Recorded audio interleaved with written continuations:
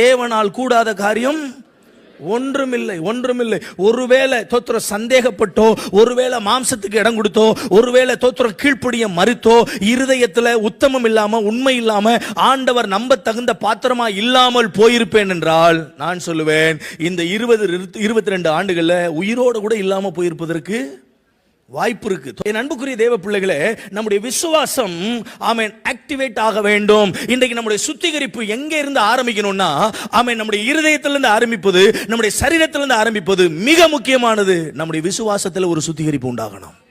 ஒரு ஆமென் சொல்லுங்களேன். நிறைய சந்தேகங்கள், நிறைய விதமான தோத்திர அவிசுவாசங்கள், நடக்குமா நடக்காதா, கிடைக்குமா கிடைக்காதா, தோத்திர இதை செய்யலாமா வேண்டாமா, ஆண்டவரை தொடர்ச்சியா பின்பற்றலாமா, ஆண்டவரை தொடர்ச்சியா ஆராதிக்கலாமா, ஆண்டவர் சமூகத்தில் தொடர்ச்சியா நிக்கலாமா. நான் சொல்றேன், என்ன நடந்தாலும், என்னை கொன்று போட்டாலும் நான் அவரில் பேரில் நம்பிக்கையா இருப்பேன். என் மீட்பர் உயிரோடு